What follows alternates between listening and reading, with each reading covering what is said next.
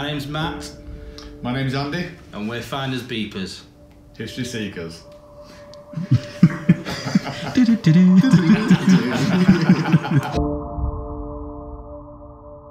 So we started off, we were metal detectorists. We used to go out in the fields and find bits of history.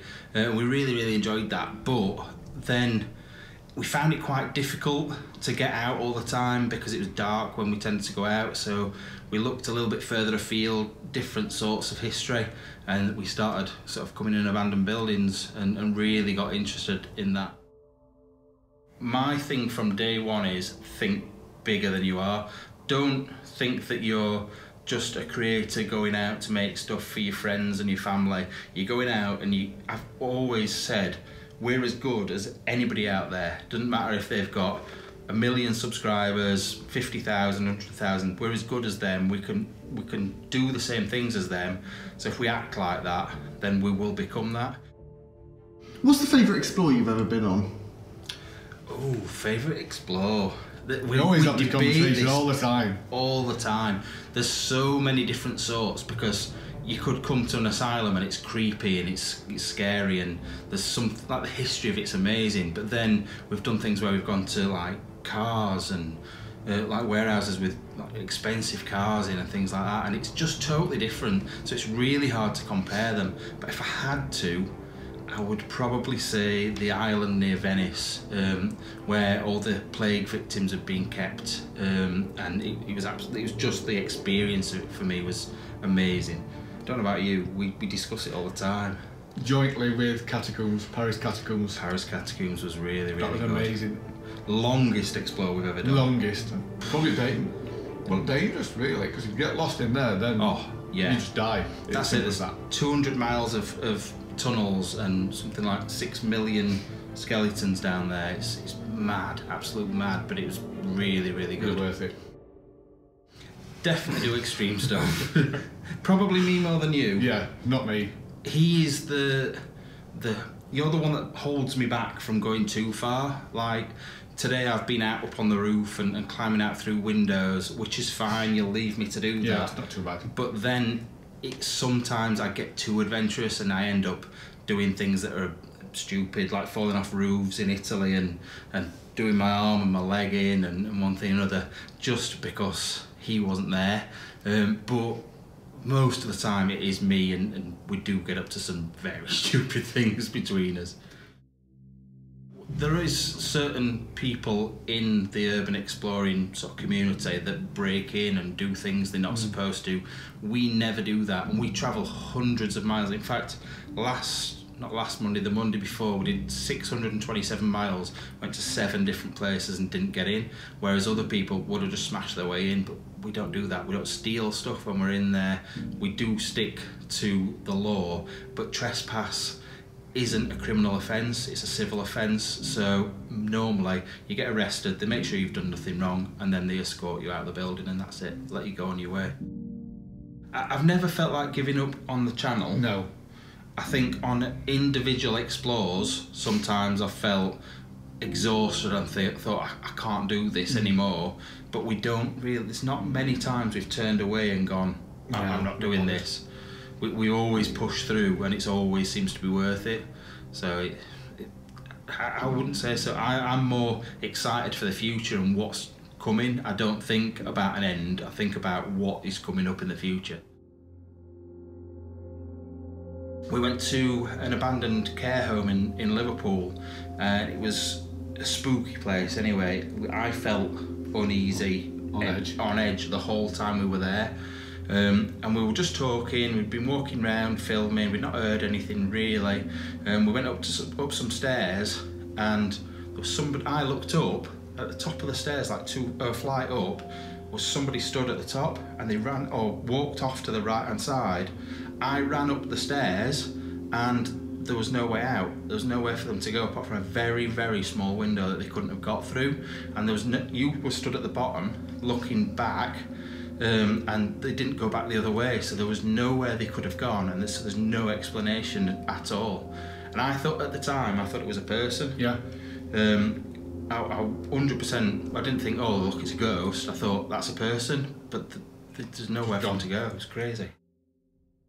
What are some of the most extreme things that have happened to you? So, to be fair, 3 of them were on the same road trip. So we went to Estonia and Russia, not last year but the year before. One of the first places we went to was a military base in Russia, just outside St. Petersburg, and there was probably 50 abandoned helicopters that we were going to see. When we got there, they were all there, but also there was probably 20 military police and army, all with dogs.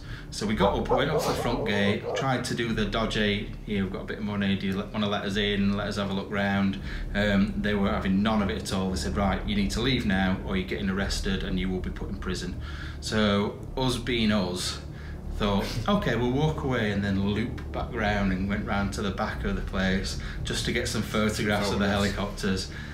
And that's when we got spotted, and they brought all the dogs out. And in the video you can hear the dogs howling and barking, and they were opening the gates as we were running away as fast as we could. It was in a tiny little community, so people spot us a mile off. They knew, like we shouldn't have been there. So that was really scary. I don't think I've really ever been, my heart's ever gone as much as that. Then we had an experience in Estonia. Estonia went to an abandoned, well, supposedly abandoned gulag, to a prison, and walked around the outskirts, didn't we? Walked around, went up onto a sentry post to have a look inside, and the guards came in the Land Rover with a big dog, another big dog. Biggest dog I've ever seen. Big Alsatian, jumping up, and we were in between 2 fences, the outer and the inner fence, so we had to run down the middle as he was driving down the inside of the compound to get to the gate. Before he got to the gate to let the dog out to come and get us, so it was extremely scary, really scary. And I think the third one is sort of different. It was extreme because it was something that we really probably shouldn't have done. So there was a former Russian Moscow Olympics site in Tallinn in Estonia, and it used to be used for the gymnastics and sailing. But it'd also been used as a theatre over the years, and we knew that it was laying empty, so we went and we got there and it was full of British workmen, and we couldn't work out why. So when we'd come over on the plane, we'd been talking to someone about Nolan, what's his first name? Christopher Nolan film, obviously famous for Batman and things like that, really, really famous guy. And I put 2 and 2 together and said, right, they're here for that. So we walked in and we just said, right, we're here from the Sun, that is from the Mirror, we're just coming to take some photographs, pre-film. And the Russian lady or Estonian lady said, yep, sign in. So we signed in and walked around and literally just walked around filming. We got home, we uploaded it, put it online. Within half an hour, it got 30,000 views in half an hour, and Warner Brothers took it straight down. They put a false claim in saying that we'd used footage from another film that we hadn't. From Dunkirk, yeah, the film Dunkirk, which we hadn't done at all. And then, so we contested it, and we were panicking because Warner Brothers, it's not just anybody, it's Warner Brothers. And finally they released it and it went back up online. It was smashing it on views, and then Warner Brothers Japan then claimed it because the same company can't claim it, so they used a different section of Warner Brothers. The reason they were panicking is they'd not released the name of the film, the location it was being filmed at, or anything to do with it. So we'd spoiled it for them. The next day they released all that information, so it couldn't be leaked by us. It was crazy. It was like the feeling of taking on such a big company and sort of winning, sort of. Was absolutely amazing, and forcing their hand into releasing all this information that they probably didn't even want to. And it was a film called Tenet. Yeah, it was only released not very long ago. Yeah, absolutely crazy. Brilliant though, really, really enjoyed it. It's a memory that I'll have forever, that one.